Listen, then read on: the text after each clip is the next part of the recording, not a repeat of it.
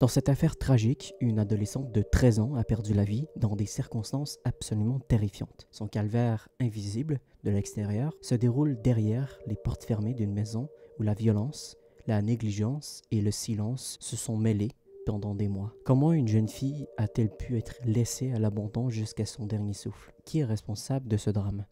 Et comment le système a-t-il échoué pour la protéger? Restez avec moi pour découvrir l'histoire de ce qui s'est passé dans le silence de cette famille. Une enquête tant bouleversante que triste vous attend.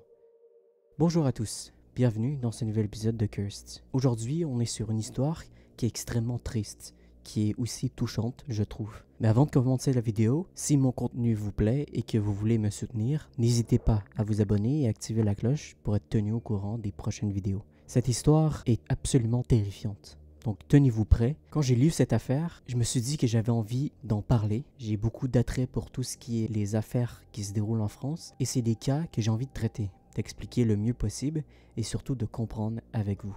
Ceci étant dit, nous allons donc rentrer dans cette nouvelle affaire, celle d'Amandine qui a vécu un total calvaire de la part de sa famille. Je me suis permis de commencer par directement vous raconter les faits. Je me suis dit que c'est plus intéressant dans ce genre d'affaires de directement essayer de comprendre ce qui s'est passé. Et ensuite, surtout de découler par rapport au procès des choses qui ont été dites. Donc j'espère que ça va vous intéresser, la manière dont la vidéo a été écrite. Je vous parle donc d'une adolescente de 13 ans qui a perdu la vie en 2020, au mois d'août, à Mont-Blanc, un petit village près de Béziers, dans le département de l'Hérault, en France. Cette jeune fille avait été affamée et elle avait été complètement fermée durant de très longs mois, dans un placard assez exigu, subissant un calvaire insoutenable. Lorsque les autorités ont découvert son corps sans vie, elle ne pesait plus que 28 kilos pour 1,55 m, témoignant donc de la gravité des privations qu'elle a endurées. Directement, quand les enquêteurs sont venus, ils ont arrêté la maman, qui s'est retrouvée devant la cour d'assises où elle a été jugée au mois de janvier pour des actes de cruauté extrême assimilés à des tortures. Les faits qui lui sont reprochés sont d'une gravité telle qu'elle encourt la peine maximale prévue par la loi française, à savoir la réclusion criminelle à perpétuité. Ce drame absolument glaçant a marqué cette petite commune et a aussi suscité une onde de choc bien au-delà de la région. Ça a touché toute la France, c'est une tragédie qui met en lumière la réalité des violences domestiques extrêmes, parfois invisibles d'ailleurs, aux yeux de l'entourage, aux yeux des instructions, aux yeux des voisins. Le procès qui s'est déroulé en janvier 2025 s'annonçait déjà non seulement comme une recherche de justice pour la petite, mais aussi comme une occasion de rappeler l'importance d'essayer de détecter et de prévenir de tels actes avant qu'ils atteignent l'irréparable, comme ici. Le jour où Amandine, l'adolescente de 13 ans, a perdu la vie, sa mère et son beau-père, constatant qu'elle était dans un état alarmant, auraient tenté de lui donner à manger pour tenter de la sauver et lui auraient proposé une compote avec une boisson hyper protéinée, un morceau de sucre, tout ça dans le but d'essayer de rétablir ses forces. Comme si, et vous allez le voir, on en parle juste après, comme si en fait il s'était dit « mince, là on est en train d'aller trop loin, il faut en faire en sorte de la garder en vie, parce que sinon, ce qu'on a fait, ça va être vite connu. » Malheureusement, le corps de la jeune fille, trop affaiblie, a rejeté ses aliments. Elle les a vomis tout aussitôt qu'ils sont rentrés dans son corps. Elle les a rejetés. Peu de temps après, Amandine cesse de respirer. Et à ce moment-là, comme je vous l'ai dit, son poids faisait 28 kilos pour 1,55 m, ce qui montre la souffrance qu'elle a endurée pendant des mois précédant sa mort. Luc Abrad Keswick, l'avocat qui représente le père d'Amandine, partie civile dans cette affaire, a exprimé son effroi devant les faits.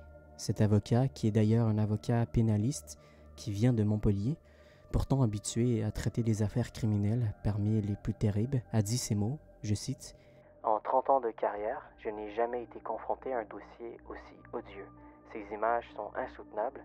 Amandine, réduite à l'état de squelette vivant, était couverte de plaies purulentes, infectée au point de déclencher une septicémie, autrement dit, un empoisonnement généralisé du sang. » Il a ajouté que les souffrances d'Amandine dépassent tout ce qu'il a pu imaginer et il a dit qu'Amandine était dans un état de dénutrition si avancé qu'elle avait même perdu la capacité de bouger. Son corps était ravagé par des escarres, mais on était vraiment sur un scénario de film d'horreur. Quelque chose qui n'est pas censé exister et qui est là, sur cette adolescente. Comment on peut infliger un tel supplice à un enfant? Où est l'humanité des parents? Sincèrement, on est sur une forme de sadisme qu'aucun mot ne peut décrire. En fait, ils l'ont tuée jour après jour à petit feu et justement, Amandine a fini ses jours dans ce qui s'apparente à être une sorte de cachot, comme je l'ai lu sur plusieurs articles. On est vraiment dans des conditions inhumaines dans lesquelles elle était maintenue, qui n'ont laissé aucune chance à son organisme. Son histoire est révoltante. Elle est même aussi insoutenable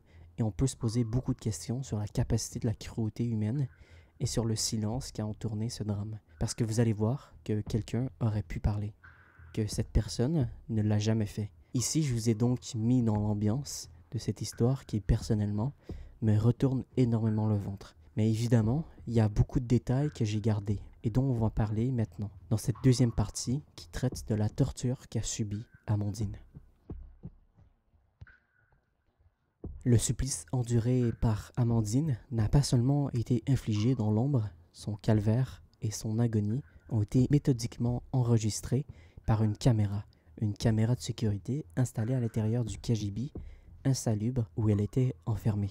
Cette pièce exiguë à l'intérieur, de laquelle elle restait nue et affamée, servait de prison pour elle. Prison pour une adolescente de 13 ans par sa mère qui était totalement coupée du monde extérieur. Elle n'avait aucune idée de ce qui se passait derrière cette porte. Les images qui ont été montrées aux enquêteurs sont terrifiantes et elles ont été qualifiées par certains d'entre eux comme comparables à ce qu'on pouvait voir dans des camps de concentration. C'est pour que vous vous rendiez compte vraiment de comment l'ambiance était à l'intérieur de ce placard. Les vidéos ont été retrouvées dans le téléphone portable de son beau-père et sur la tablette numérique de sa mère. Ces enregistrements sont glaçants et évidemment, ils constituent des preuves accablantes de la cruauté dont Amandine a été victime durant ses derniers mois de vie. On va parler un peu de la maman et on va revenir aussi sur elle. Elle s'appelle Sandrine Pissarra, c'est la mère d'Amandine. Elle est âgée de 54 ans et on a donc le beau-père, Jean-Michel Cros, qui ont répondu de leurs actes devant la cour d'appel de l'Hérault à Montpellier. Et c'est un procès qui a débuté le lundi 20 janvier 2025. Pour vous parler un peu plus de la mère, autrefois elle était serveuse et puis ensuite elle est devenue prothésiste angulaire. Elle a fini par être accusée de, je cite, d'actes de torture ou de barbarie ayant entraîné la mort sans intention de la donner. Et encore une fois, on va y revenir juste après. Mais je trouve que ces termes, ils sont assez explicites. C'est-à-dire qu'il n'était pas prévu de donner la mort à Amandine. Il n'avait pas prévu que cette adolescente décède.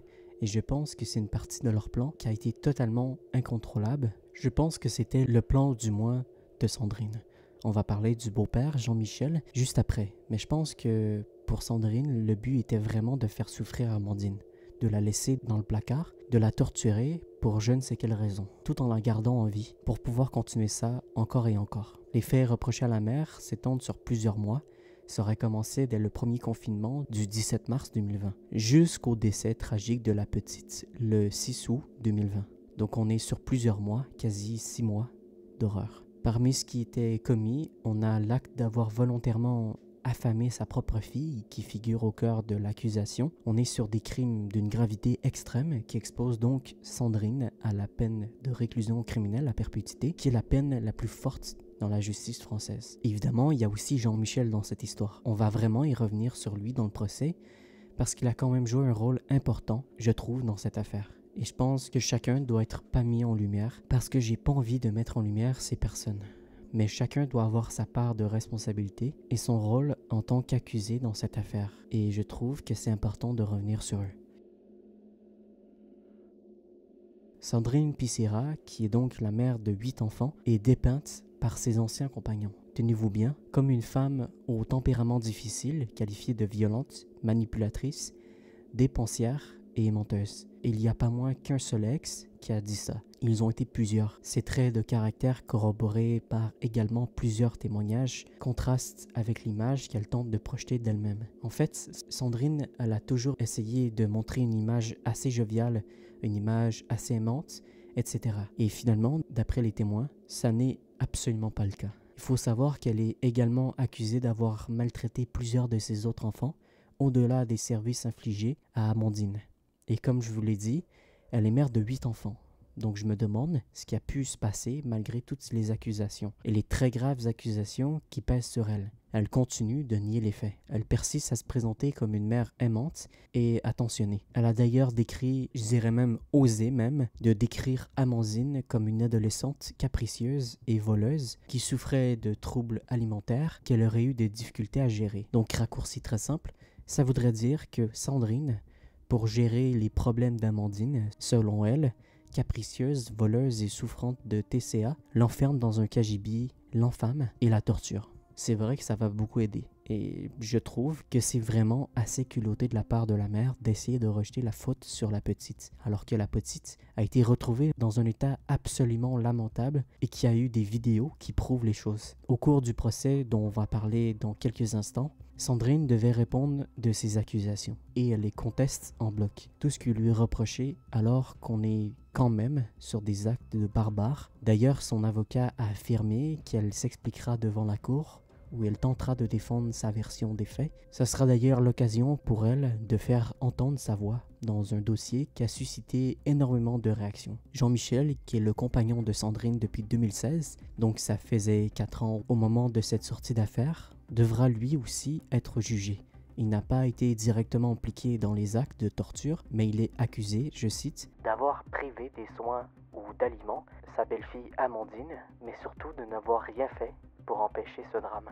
Les enquêteurs estiment qu'il aurait eu les moyens d'intervenir pour sauver la jeune fille d'une mort certaine, mais qu'il est resté passif face à sa tendresse. Donc, à ce titre, il encourt aussi une peine et lui, ça peut aller jusqu'à 30 ans de réclusion criminelle. Et perso, je trouve, alors après, je suis pas de la justice française, mais c'est quand même très grave du côté de Jean-Michel également. Parce que vu que les vidéos ont été retrouvées sur son téléphone, vu qu'il vivait dans le même logement et qu'il savait très bien ce que Sandrine faisait, pour moi, il est tout aussi responsable.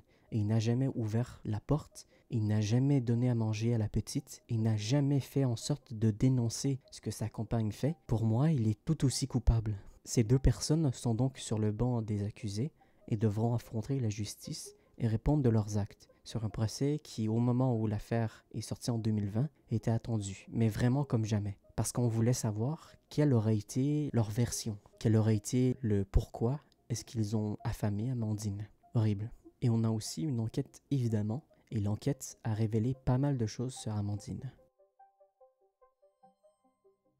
L'enquête a révélé qu'Amandine avait été victime de maltraitance dès son plus jeune âge.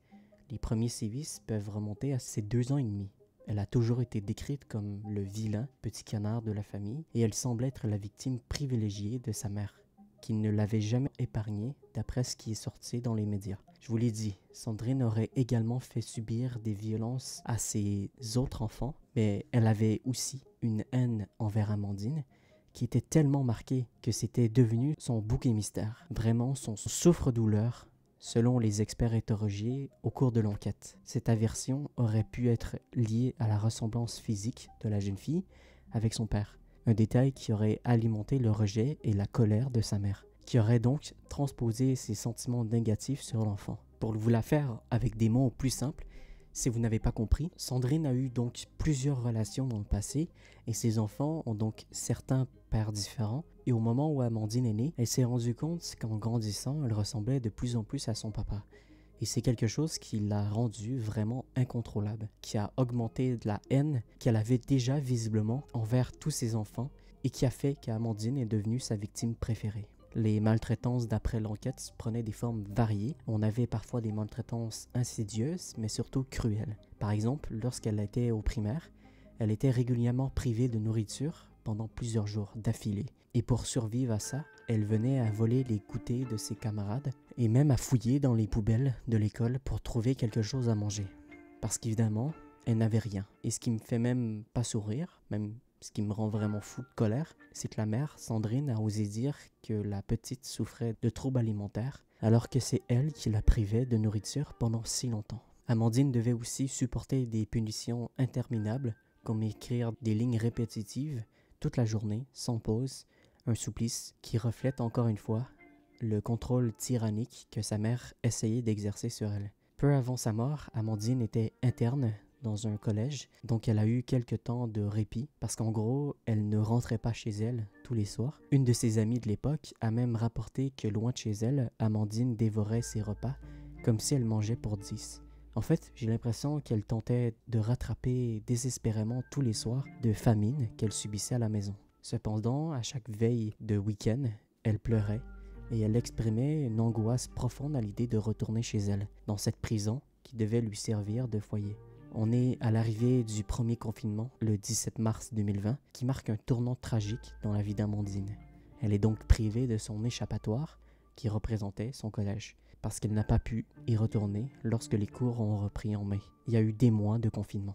Elle était isolée de tout soutien extérieur. Elle était complètement à la merci de sa mère et de son beau-père. Et c'est quelque chose qui l'a plongée dans cet enfer interminable, où elle a été enfermée dans ce KGB. 3 mois après la fin du confinement, en août 2020, c'est là où son corps meurtri n'a pas survécu à la fin. Ma pensée, elle va pour elle. J'arrive pas à imaginer tout le long de l'horreur et de la solitude qu'elle a enduré pendant sa si courte vie. Je pense qu'on est sur une cruauté, cette cruauté qui est absolument déconcertante. Cet enfant a été maltraité depuis son plus jeune âge, privé de nourriture depuis son plus jeune âge, et ça a été un punching ball vivant pour sa propre mère. Évidemment, il y a une question qui se pose, et que je me pose depuis le début. Comment est-ce que personne n'a pu voir ça? Est-ce qu'on n'a vraiment eu aucun signalement? Les maltraitances subies par Amandine n'étaient pas totalement passées inaperçues au fil des années. Elle avait donné à plusieurs reprises des raisons pour qu'il y ait des signalements, et il y a même eu 3 saisissines du juge des enfants. Pourtant, malgré ces interventions, aucune mesure concrète n'a été mise en place pour la protéger. Cette inaction, selon certains observateurs, illustre les limites des dispositifs actuels de détection et de protection contre la maltraitance infantile. On a d'ailleurs une avocate, celle d'une association, l'Enfant Bleu, Enfants Maltraités, qui a été partie civile dans le procès et qui a dit « Quand bien même les procédures qui ont été respectées, cela n'a rien empêché. Il est essentiel de repenser et d'analyser ces procédures pour prévenir efficacement ce type de tragédie. » Cette femme a incité sur la nécessité d'améliorer les mécanismes de protection en proposant notamment des actions concrètes comme détecter plus finement les conflits de loyauté qui peuvent freiner les enfants maltraités à dénoncer les parents. Elle a aussi évoqué l'importance de mettre en place davantage de visites inopinées de la part des services sociaux afin de détecter les situations de maltraitance dans des contextes où les apparences sont parfois trompeuses. Je vous rappelle qu'on est sur une Sandrine qui paraissait toute souriante avec ses clients. D'ailleurs, je fais un petit parallèle avec une affaire que vous avez certainement vue. On a un élève de collège, si je ne dis pas de bêtises, qui a utilisé Prénote pour dénoncer les violences conjugales qui se passaient entre ses parents. Et ça montre une fois de plus qu'en fait, je pense qu'il avait peur de parler à des adultes. Et comme le dit cette avocate, maître Véronique Boulet, pour Enfants Bleus, Enfants Maltraités, je pense qu'il faut conforter les enfants dans l'idée de pouvoir parler aux adultes de ce qu'ils peuvent voir / vivre parce que ça pourrait empêcher beaucoup de choses. Comme je vous l'ai dit, cette association, elle s'est même constituée partie civile aux côtés du père d'Amandine ainsi que de son frère et de sa sœur qui espèrent que le procès pourra rendre justice à cette jeune victime. Et d'ailleurs, c'est vrai qu'on ne parle pas beaucoup du père. Je pense que le père a dû pareil tomber tellement haut et doit actuellement encore, parce que le procès a eu lieu il n'y a même pas 4 mois, vivre un calvaire sans fin par rapport à cette affaire. Comme je vous l'ai dit, le procès de Sandrine et de Jean-Michel a débuté le 20 janvier. C'est un procès qui s'annonçait particulièrement éprouvant, tant pour les parties civiles que pour les jurés. Le procès, au-delà de juger les accusés, devait également interpeller sur les failles systémiques qui ont conduit à un tel drame au moment. Faisons un point sur le procès.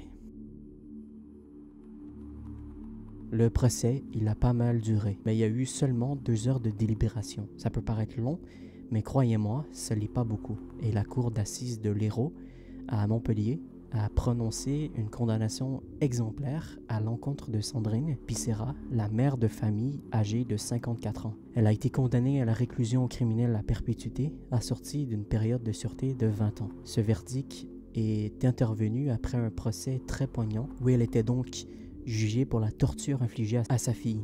La peine infligée à Sandrine est strictement conforme aux réquisitions du procureur général et dans ce réquisitoire marquant, celui-ci a réclamé la réclusion criminelle à perpétuité assurée de 20 ans de sûreté. C'était pour insister sur la gravité des actes qui ont conduit à la mort d'Amandine. affamée et privée de tout soin. Le procureur, pendant le procès, a qualifié les sévices subis par l'adolescente d'insoutenables et il a vraiment tenu à souligner la cruauté d'une mère censée être le premier rempart contre la souffrance de son enfant. Et elle, ça a été la première attaquante. L'ancien compagnon de Sandrine, Jean-Michel, a aussi été lourdement sanctionné. Il a été reconnu coupable d'avoir privé de soins ou d'alimentation sa belle-fille et il a eu les 20 ans de réclusion criminelle. Cette peine dépasse même les 18 années initialement requises par le parquet, reflétant encore une fois l'ampleur de ses responsabilités dans ce drame. Parce que je trouve que Michel Crow s'est beaucoup, enfin pas lui directement, mais dans cette affaire a été caché derrière elle, même si c'est elle qui a tout fait. Justement, il n'a rien dit, il n'a rien fait pour aider Amandine et les jurés, c'est ce qu'ils ont dit et ils ont jugé qu'en restant passif face à l'agonie d'Amandine, il a littéralement contribué à laisser mourir dans des conditions indignes.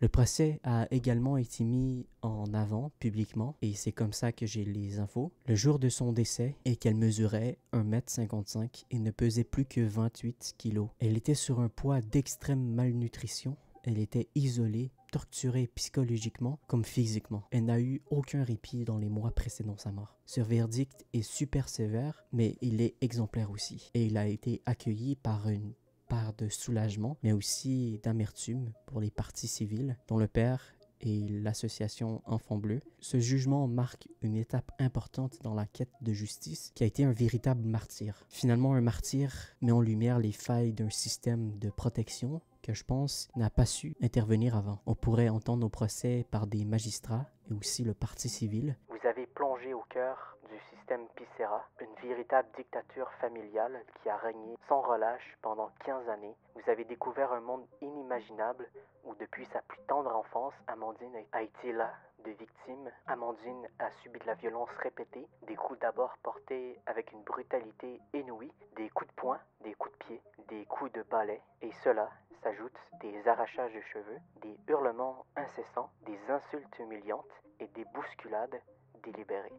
Mais comme je vous l'ai dit, les menaces physiques n'étaient qu'une première étape dans ce système impromptif. Comme dans toutes les dictatures finalement, il y a aussi eu le début de détruire la personnalité d'Amandine, de la réduire à l'état d'objet malléable façonné par les désirs du bourreau, ici sa propre mère.